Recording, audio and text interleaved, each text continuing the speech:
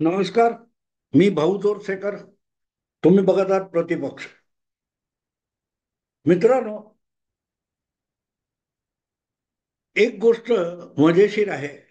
ती अशी की मंगळवारी 17 मला वाटते 17 डिसेंबरला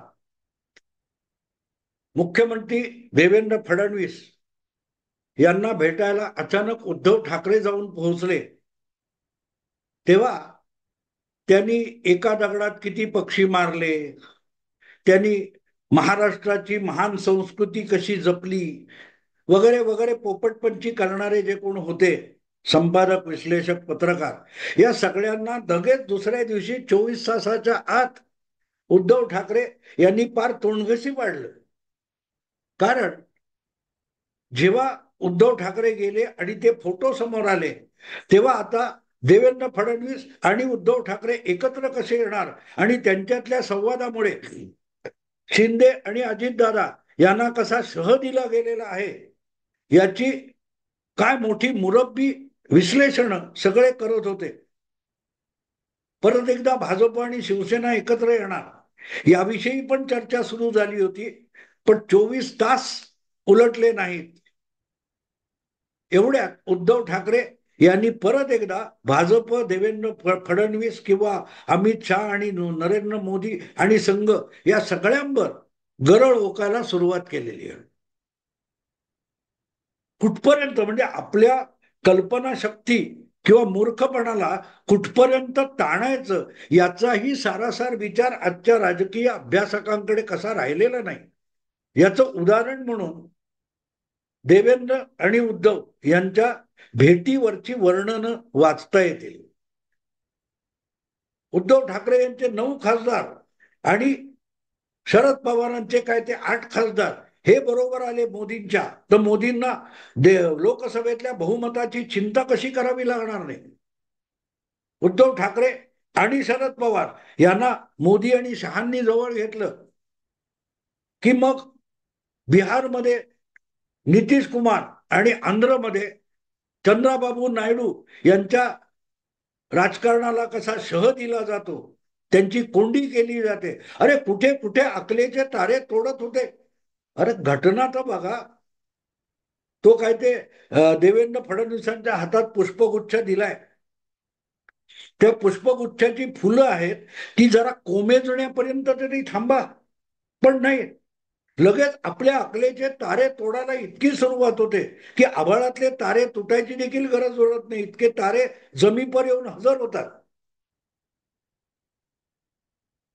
काल जे काय तिकडे अमित शहा बोलले, लगेच त्यांनी आंबेडकरांचा अपमान केला. मग आंबेडकरांच्या अपमानाबरोबर लगेच मालवणच्या राजकोट किल्ल्यातला शिवाजी महाराजांचा पुतळा वगैरे जोडत जोडत जोडत उद्धव ठाकरे यांनी 18 तारीखला आपली तोफ परत एकदा भाजपवर टाकली. आणि जी काय भाजप आणि शिवसेना, उबाठा यांची युती 24 तासापूर्वी, 20 तासापूर्वी सगळ्या मराठी विश्लेषकांनी जुळवून आणलेली होती, ती जमीनदोस्त करून टाकली. जमीनदोस्त करून टाकली. परिस्थिती बघायची कोण कुठल्या पोझिशन मध्ये आहे. देवेंद्र फडणवीस आज 132 आमदार आपल्या पाठीशी घेऊन उभे आहेत.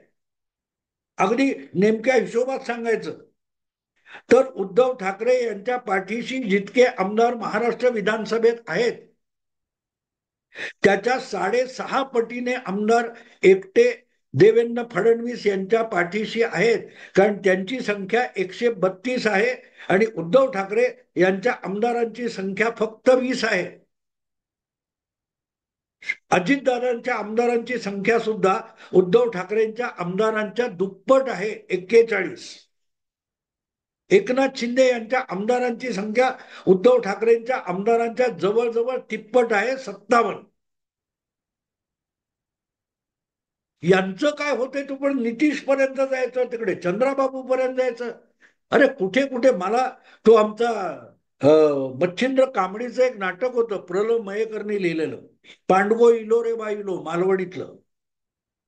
त्यामध्ये मालवणीमध्ये जो अतिरेकी किंवा अतिशयोक्तीचा भाग असतो त्याचा इतका सुंदर वापर केलेला आहे की मच्छिंद्र कांबळी हा महापालिकेच्या पाणी खात्यातून निवृत्त झालेला मुकादम आहे आणि निवृत्तपणे हातात खुळखुळणारे पैसे नाहीयेत, तर तो कुठून तरी चार पैसे मिळवायचे म्हणून मटका खेळतो, जुगार खेळतो आणि आपला बाप जुगार खेळतो यासाठी त्याच्या पोराची तक्रार आईकडे चालू असते की काय आपला बाप म्हणे जुगार खेळतो, मटका खेळतो.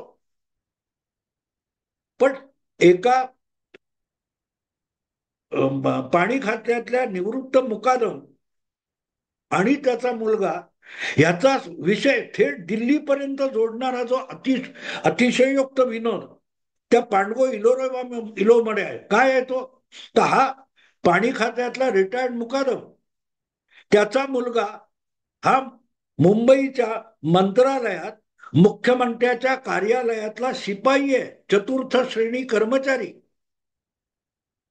आणि तो आईला सांगतो की माझ्या बापाने मटका खेळला, ही गोष्ट जर उद्या दिल्लीला पोहोचली तर सीएमओची पीएमओ मध्ये इज्जत काय राहिली. अरे, सीएमओ या ऑफिसमध्ये मुख्यमंत्र्याच्या कार्यालयामध्ये कमीत कमी 25-50 शिपाई काम करत असतील, क्लार्कच तेवढे असतात. इकडच्या फायली तिकडे ने झाडूमार काही काम करणारा जो चतुर्थ श्रेणी कर्मचारी आहे त्याचा बाप मटका खेळतो म्हणून मुख्यमंत्र्याची पंतप्रधानाकडे बेइज्जत होते. हे जे अतिशयोक्ती त्या नाटकामध्ये केलेली आहे त्यापेक्षा मराठी राजकारणातलं विश्लेषण करणारे लोक त्या प्यूनच्याही अकलेचे नाहीत असं म्हणायची पाळी आली. उद्धव ठाकरे एक पुष्पगुच्छ घेऊन देवेंद्र फडणवीसांना, मुख्यमंत्र्यांना शुभेच्छा द्यायला त्यांच्या दालनात पोहोचले तर आमचे विश्लेषक पार नितीश कुमार आणि चंद्राबाबू नायडूंना शह देऊन मोकळे झाले. इकडे एकनाथ शिंदे आणि अजितदादा यांच्या नाकात वेसण घालून मोकळे झाले. अरे थोडी कळ काढा, थोडी कळ काढा. उद्धव ठाकरे हा माणूस अर्धा तास जाऊ देत नाही, बोलेल त्याच्या विरुद्ध युटर्न घेऊन मागे येतो. विधानसभेचे निकाल लागेपर्यंत महायुतीत असलेला माणूस निकाल पूर्ण झाल्यानंतर मुख्यमंत्री पदासाठी महायुतीला लाथ मारून जनतेने नाकारलेल्या पक्षांबरोबर जाऊन मुख्यमंत्री होतो. अशा माणसावर देवेंद्र विश्वास ठेवणार नाही, एकनाथ शिंदे आणि अजितदादा नाही, पण आमचे मराठी पत्रकार मात्र उद्धव ठाकरेंवर कमालीचा विश्वास ठेवतात. झालं, उद्धव ठाकरे तिकडे गेले म्हणजे झालं. आता उबाठा शिवसेना आणि भाजप युती झाली आणि गंमत असं की फक्त गणित, अंकगणित 132 अधिक 120 बेरीज केली 152 होते. त्यामध्ये अपक्ष काय 4-5 आहेत ते घातले तर 157 होते. म्हणजे उद्धव ठाकरेंना बगलेत घेतलं किंवा सोबत घेतलं तर देवेंद्र फडणवीसांना एकनाथ शिंदे आणि अजितदादांची गरज उरली नाही. फार तर 1-2-3 मंत्रीपद उद्धव ठाकरेंच्या तोंडावर टाकली तर बाकी सगळी भाजपला मिळू शकतील. अरे डोकं वापरा, राजकारणाचा अभ्यास करताना तुम्ही. राजकारणात अशी गणितं होत नाही, अशी गणितं नाही होत. म्हणून तर 40 आमदारांचा नेता एकनाथ शिंदे ह्याला 105 आमदारांचा नेता पाठिंबा देतो आणि मुख्यमंत्रीपदी बसवतो. आपल्याकडे उपमुख्यमंत्री पद घेतो. ते अंकगणितातून होत नसतं, राजकारणाच्या डावपेचाचा तो भाग असतो. बहुमत असताना सुद्धा 40 आमदार अजितदादांचे आले, त्यांना सोबत घेतो, त्यांनाही मंत्रीपद दिली जातात. पण आपले 105 आमदार आहेत त्यांना सत्तेपासून वंचित ठेवलं जातं. तेव्हा अंकगणित आणि बीजगणित यामध्ये जो मूलभूत फरक असतो, अ अधिक ब, क्ष अधिक य, अरे तिथे क्ष आणि य ची किंमत माहिती नसेल तर अंकगणित होत नाही. राजकारण हे बीजगणितासारखं चालतं आणि इथेच या लोकांची दिवटेगिरी होते.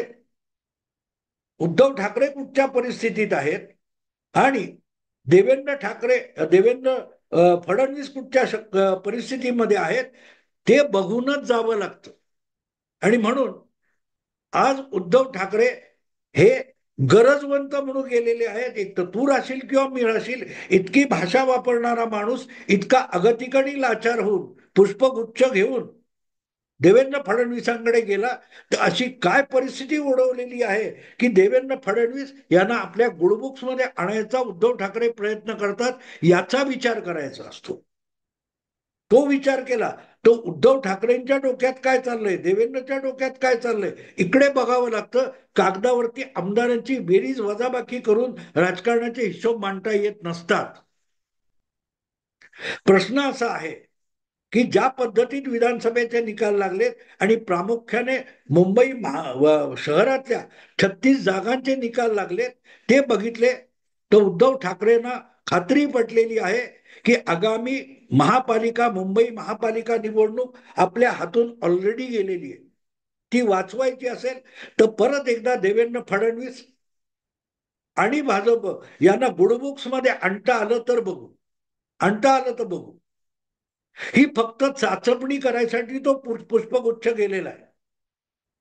आणि त्याचं कारण उघडदार देवा आता उघडदार देवा हे गाणं आहे ना त्या सिनेमातलं. उघडदार देवा आता उघडदार देवा देवा भाऊ दार उघडा, यासाठी दार वाजवण्याचा तो प्रयत्न आहे.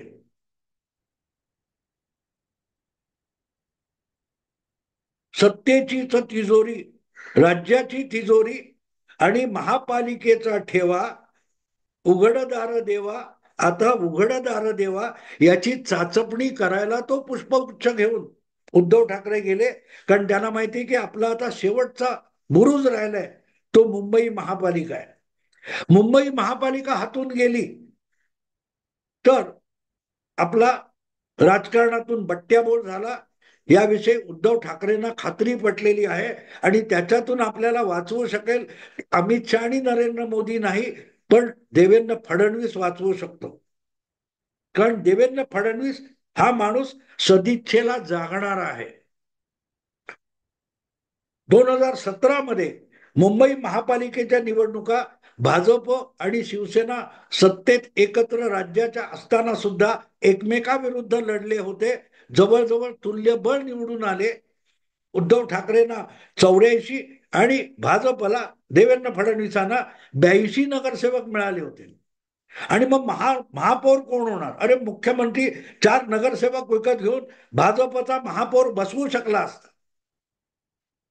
पण आपल्या सरकारला बहुमत देताना उद्धव ठाकरे पुढे आले तर ती दोस्ती जपली पाहिजे.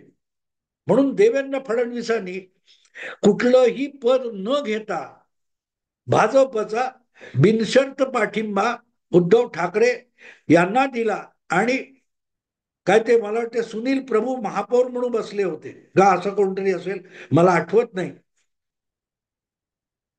एकही पद न घेता भाजपचा पाठिंबा देवेंद्र फडणवीसांनी जाहीर करून टाकला होता. दोघांचेही नगरसेवक जवळजवळ सारखे होते. पण मैत्रीला जागणारा माणूस हीच देवेंद्र फडणवीसांची ओळख आहे. आणि काँग्रेस राष्ट्रवादीकडून व्यवस्थित यथेच्छ लाथा खाऊन परत आलेले उद्धव ठाकरे आता आपलं अस्तित्व टिकवण्यासाठी महापालिका आवश्यक आहे. मुख्यमंत्री पद गेलं, सत्ता गेली, मंत्रीपद गेली, आता निदान महापौर आपला होईल का, मुंबई महापालिकेच्या चाव्या आपल्या हातील येतील का याची भ्रांत पडलेले उद्धव ठाकरे हे तो पुष्पगुच्छ घेऊन नागपूरला धावत पळत पोहोचले. उघडदार देवा आता उघडदार देवा, राज्याची तिजोरी पालिकेचा ठेवा, राज्याची तिजोरी आणि पालिकेचा ठेवा उघडदार देवा. कळलं? हे गाणं जसं आहे आणि त्या गाण्याच्या पुढच्या ओळी सांगायच्या तर अधिक सोपं आहे. स्वार्थ जणू भिंतीवरचा आरसा बिलोरी. हे सगळं करणाऱ्या उद्धव ठाकरे यांच्या डोक्यात काय चाललंय हे समजायचं असेल तर ते गाणं परत एकदा जाऊन ऐका, इंटरनेटवर उपलब्ध असेल. स्वार्थ जणू भिंतीवरचा आरसा बिलोरी, आपुलीच प्रतिमा भासे आपुलीचं वैरी. आज उद्धव ठाकरे जेव्हा एवढं सगळं गमावल्यानंतर, पक्ष गमावला, निवडणूक चिन्ह धनुष्यबाण गमावलं, विधानसभेतलं संख्याबळ गमावलं, विधान परिषदेत विरोधी नेतेपद मिळवायची तर त्याच देवेंद्र फडणवीसाकडे गयावया करायची पाळी आली. असे उद्धव ठाकरे जेव्हा आपल्याच घरातल्या मातोश्रीतल्या आरशासमोर उभे राहत असतील तर त्या गाण्याच्या ओळी आठवा. स्वार्थ जणू भिंतीवरचा आरसा बिलोरी, आपुलीच प्रतिमा भासे, आपुलीच वैरी. आपण गेल्या 5 वर्षामध्ये आपल्या एका चांगल्या मित्राशी, जो मित्रत्वाने वागत होता, त्याच्याशी दगाबाजी केली. आपणच आपले वैरी झालो. आपुलीच प्रतिमा भासे, आपुलीच वैरी. आज ज्या परिस्थितीमध्ये येऊन आपण फसलोय त्याला दुसरा कोणी जबाबदार नाही, आपणच जबाबदार आहोत. याचा जो साक्षात्कार आहे उद्धव ठाकरेंना झालेला, त्यातून तो पुष्पगुच्छ नागपूरला देवेंद्र फडणवीसांकडे घेऊन जायची बुद्धी त्यांना झालेली आहे. ठीक आहे, मुख्यमंत्री पद, राजकारण सगळं गेलं, बाजूला झालं. निदान मुंबई महापालिका आम्हाला असू दे, आम्ही अजूनही सगळंच हिंदुत्व सोडलेलं नाही हो. मुंबई महापालिका शिवसेनेकडून गेली तर काय होईल कल्पना करा. असं व्यक्तिगत आपुलकीचं अपील करायला उद्धव ठाकरे गेलेले असतील का? विचार करायचा असतो तो आपल्या डोक्याने विचार करायचा नसतो. 2 माणसं भेटली, देवेंद्र फडणवीस मुख्यमंत्री आणि उबाठाचे प्रमुख पराभूत लढवय्या उद्धव ठाकरे हे भेटले असतील आणि पराभूत माणूस जर जिंकलेल्या माणसाला पुष्पगुच्छ घेऊन जात असेल तर त्याच्या डोक्यात कुठले विचार चालू आहेत? आठवतं मित्रांनो, त्या सिकंदराची आणि काय त्या राजाची गोष्ट सांगतात. तो पराभूत झालेला जो राजा आहे, तेव्हा सिकंदर त्याला विचारतो की तुला कशी वागणूक देऊ? तेव्हा तो म्हणतो, एका राजाने दुसऱ्या राजाला वागणूक द्यावी तशी मला वागणूक दे. उद्धव ठाकरे पराभूत झाले असतील, पण ते देवेंद्र फडणवीसांकडे जाऊन कसल्या गयावया करतील की इतकं अपमानित करू नका, की राजा म्हणून कधी काळी मी राजा होतो, त्याला तोंड दाखवायला जागा राहणार नाही, इतका अपमान करू नका, एवढीच विनंती करायला झाली. आणि म्हणून विचार कसा करायचा असतो की या क्षणी उद्धव ठाकरे यांच्या डोक्यात काय चालू आहे, की ते उठले, नागपूरला जाऊन थडकले आणि शपथविधीला गैरहजर राहिलेले उद्धव ठाकरे पुष्पगुच्छ घेऊन नव्या मुख्यमंत्र्यांना शुभेच्छा द्यायला जातात. तेव्हा त्यांच्या डोक्यात काय विचार असतील, त्यांच्या डोक्यात देवेंद्र विषयी काय विचार असतील, देवेंद्र फडणवीस कशी प्रतिक्रिया देतील याविषयी उद्धवच्या डोक्यात काय विचार असतील, हा विचार आपण करू शकलो तर आपण त्या राजकारणाचं आकलन करू शकतो, त्या राजकीय घडामोडीचा अर्थ आणि आशय समजू शकतो. आणि याचं रिअलायझेशन तेव्हा होतं की जेव्हा वस्तुस्थिती आरसा म्हणून आपल्या समोर उभी राहते. गेल्या 5 वर्षात मुख्यमंत्री पदाचा हव्यास धरून आपण स्वतःचा किती ऱ्हास घडवून आणला, अधोगती घडवून आणली, त्याचं जे रिअलायझेशन आहे, त्याचा आत्मसाक्षात्कार उद्धव ठाकरेंना आता होतोय. याचं कारण कधी 4-6 महिन्यामध्ये महापालिका, जिल्हा परिषदा, नगर परिषदा, तालुका पंचायतीच्या निवडणुका होतील आणि त्याच वेळेला मुंबई महापालिकेची निवडणूक होईल. त्या ठाण्यामध्ये तर आपल्याला वाव उरलेला नाही, पण जिथून शिवसेना सुरू झाली ती मुंबई महापालिका आपल्याकडे राहिली पाहिजे. निदान त्या महापालिकेच्या कारभारात आपल्या शब्दाला किंमत असली पाहिजे. यासाठी उद्धव ठाकरे आज इतके अगतिक झालेत की आपला चेहराच राजकारणाच्या आरशामध्ये बघताना त्यांच्या लक्षात येते, आपुलीच प्रतिमा भासे, आपुलीच वैरी. देवेंद्र आपला वैरी नव्हता, आपला स्वार्थ जो आहे तो आपला वैरी झाला होता आणि आपण आपल्यालाच वैरी बनवून त्याच्याशी संगत केली आणि चांगला मित्र गमावला. याची जी जाणीव आहे, त्या जाणीवेतून उद्धव ठाकरे पुष्पगुच्छ घेऊन पोहोचले, पुष्पगुच्छ घेऊन पोहोचले की आपण चुकीचं वागलो असू, पण तुम्ही तर सच्चिलात, तुम्ही मैत्रीला जागणारे आहात. फडणवीस, तुम्ही मैत्रीला जागणारे आहेत. तुम्ही मैत्री टिकवण्याचा प्रयत्न करा. मी माझ्या वतीने परत मला सुधारण्याचा प्रयत्न करतो, कारण आरशात माझं तोंड मला बघवत नाही. आपुलीचं प्रतिमा भासे आपुलीचं वैरी, आणि म्हणून उघडदार देव. कवी एखादं गीत लिहितो, एखादं काव्य लिहितो, असं म्हणतात की जे सूर्याला दिसत नाही ते कवीला दिसतं. 60, 65, 70 वर्षापूर्वी कधीतरी मला वाटते गदी माडगुळकरांनी लिहिलेलं हे गीत आहे. त्यातला अर्थ जगण्यात आपल्याला जागोजागी दिसत असतो. आज या राजकारणात दिसतोय. ते गाणं समजून घेतलं तरी तुम्हाला राजकारण सांगता येईल, समजून घेता येईल, समजवता येईल. पण आकडेमोड करत बसलं तर राजकारण समजत नाही. कधी आवश्यक असेल तेव्हा मीठ आवश्यक चवीपुरतं घालतात. बचकाभर मीठ घातलं तर पदार्थाचा सत्यानाश होतो, स्वाद जातो. असो मित्रांनो, उद्धव ठाकरे हे पुष्पगुच्छ घेऊन दौडत दौडत नागपूरला मुख्यमंत्र्यांचं अभिनंदन करायला का पोहोचले, त्याचं मला वाटलेलं आकलन जे आहे, विश्लेषण आहे, ते तुमच्या समोर मांडलं. आवडलं लाईक करा, शेअर करा आणि प्रतिपक्षाला सबस्क्राईब करा. नमस्कार.